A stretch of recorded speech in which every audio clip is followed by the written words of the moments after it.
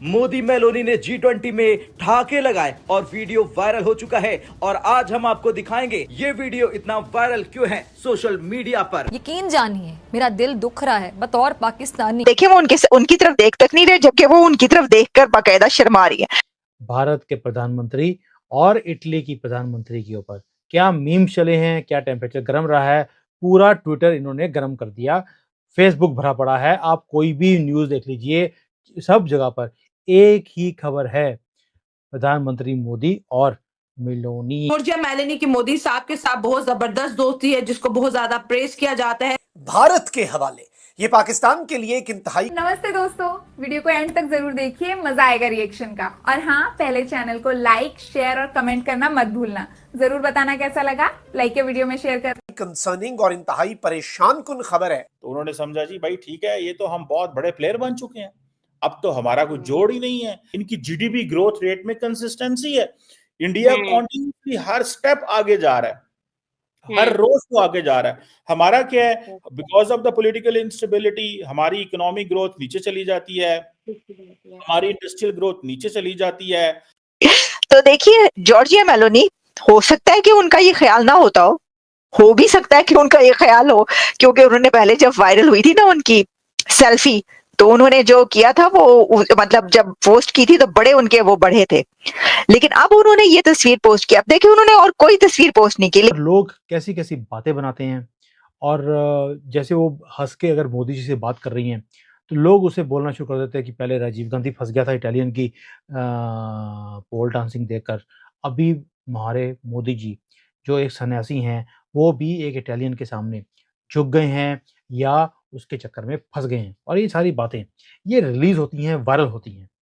देखें, इंडिया हमें ब्रिक्स में नहीं एंटर होने दे रहा, सीधी सी बात। वहां पे वो रुकावटें डालते हैं, वो कहते हैं जी कि नहीं, इंडिया ने पता है हमें कब ब्रिक्स का मेंबर बनने देना है, जब सारी दुनिया ने ब्रिक्स का मेंबर बन जाना है। क्योंकि उन्होंने कहना जी आपकी वैल्यू खत्म हो जाएगी, हम तो फाउंडिंग मेंबर थे ब्रिक्स के, हम तो 5 मुल्क जब थे, भारत था, साउथ अफ्रीका था, ब्राजील था, रशिया था, चाइना था, हम तो तब के हैं। अभी उन्होंने 5 और डालनी है, गो के वो अलहदा बात है कि अमेरिकन ने बड़ा टफ टाइम दिया है, अमेरिकन ने बहुत टफ टाइम दिया है। उन्होंने कहा जी ब्रिक्स खबरदार, ब्रिक्स ममालिक मुझे गारंटी देंगे कि वो नहीं करेंगे, वो जैसे होती है अपनी करेंसी नहीं लेके आएंगे, ठीक है जी। सो इससे पता ये चलता है कि इंडिया का जो मूड है वो ये नहीं है कि हमने पाकिस्तान को मेन स्ट्रीम होने देना है। ये जो एससीओ में बड़ी मुश्किल से हमें इंडिया जो है वो, हम और इंडिया इकट्ठे आए उस वक्त आज से कुछ साल पहले इंडिया की पोजीशन थोड़ी डिफरेंट थी। अभी इंडिया का कॉन्फिडेंस बहुत छत को लग रहा है, दुनिया में रेलिवेंस है, ग्लोबल लीडरशिप भाग के इंडिया आ रही है, बिकॉज उनको सारी समझ है। सो वो हमें ब्रिक्स में एंटर होने देंगे, ये एक सवाल बनता है। अगर वो हमें ब्रिक्स में एंटर होने देंगे, उसके लिए देखें जो इंपॉर्टेंट चीज ये है दुआ के, आप फॉर एग्जांपल देखें G20 देखें, आपको याद होगा कि मोदी साहब ने G20 में जब इजलास हुआ 2023 में, यूएई को इनवाइट कर लिया, बांग्लादेश को इनवाइट कर लिया, हालांकि दोनों मेंबर नहीं है, लेकिन ऑब्जर्वर ग्रुप बना लिया। उन्होंने कहा जी आए, बैठे, देखें, हम आपको इनवाइट करते हैं, हम होस्ट हैं इस दफा के। और भाई इतने दुनिया में इतने ममालिक G20, इंडोनेशिया को देख लें फॉर एग्जाम्पल। इटली को दिखता है कि ये फ्यूचरिस्टिक चीज़ें, मुझे इसका मेंबर बनना चाहिए, नज़दीकियाँ और बढ़ गई। और जो वर्ल्ड है, वर्ल्ड भी क्योस की तरफ जा रहा है, सब जगह स्यापा पड़ा हुआ है, लड़ाइयाँ हो रही हैं, और कंट्रीज एक चाहती हैं कि जो फ्रेंडली कंट्रीज हैं उनके साथ पार्टनरशिप बनाई जाए और अपनी कंट्री को आगे लेके जाया जाए। और जो सप्लाई चेन्स हैं वो बिगड़ी हुई हैं युद्ध के कारण। भारत उस गैप को फिल करने की पोजीशन में है आज की डेट में, इसीलिए वो मेलोनी भी चाहती है कि चाइना से दूर होकर भारत के साथ नज़दीकियाँ बनाई जाए। और हमारे शी जिनपिंग ये बड़े नाराज हैं इन चीज़ों से। मुझे नहीं पता कि आप लोग बार बार आपके यहाँ से ये क्यों कहा जाता है कि हम एक बार फिर तैयार हैं, जंग के लिए तैयार हैं। मतलब और कोई काम वाम नहीं है आप लोगों को, अपना बिजनेस कुछ नहीं चलाना, पूरा दिन बैठ के आप सिर्फ पाकिस्तान को धमकियां देते रहते हैं कि हमने फिर जंग लड़नी है। सर किस लिए? खुद भी आराम से रहिए, हमें भी जीने दें। अभी मैंने आपको समझाया पैसे 3 तरीके के होते हैं। अब मैं आपको ये बता देता हूँ, जंग या युद्ध 2 तरीके का होता है। एक है एग्रेशन, दूसरा सेल्फ डिफेंस। दोनों ही युद्ध है, both are wars, but self defence का वॉर है और एग्रेशन ऑफेंस का वॉर है। India has always been saying कि we will act in self defence. India provocatively आपके ऊपर अटैक नहीं कर रहा। आप समझिए, आप लोग का यार कॉन्सेप्ट ही इतना कमजोर है ना।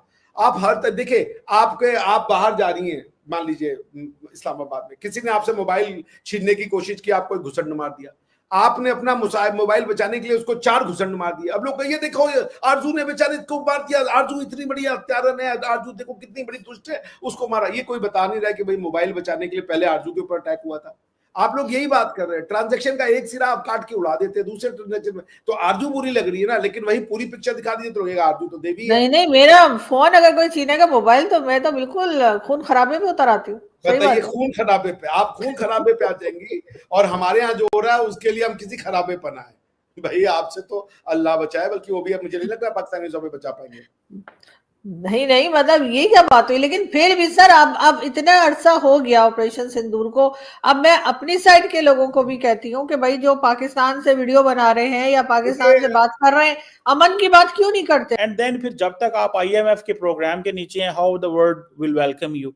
आप दुनिया में आप या तो आप कहें ना जी कि हमने IMF को खैर बात कह दिया, thank you very much, okay good. जब आपने IMF को छुट्टी करा दी तो देन अब किधर जाना है? अब जी देखें जी, अब हमारी इकोनॉमी खुद चल रही है।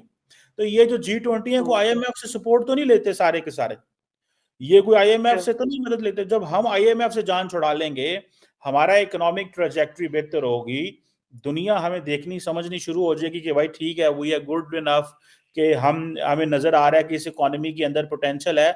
दुनिया दुआ खुद ही भागने आ जाती है।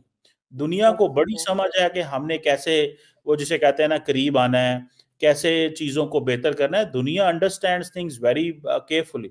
उनको हमें अपने माइंडसेट को प्रोग्रेसिव रखना है, आगे लेके जाना है। और जैसे इंडिया को देखें ना, वो हर चीज में हावी है, तो आपको हावी होने की कोशिश करना चाहिए। आप एक स्ट्रांग मुल्क हैं।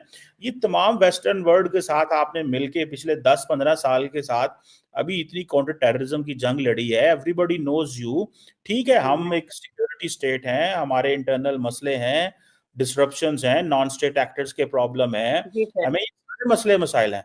But that does not mean कि हम कोई माड़ा मुल्क हैं। 250 मिलियन की में गोल्डमैन सैक्स ये कहता है कि this will be the 12th biggest economy in 2075।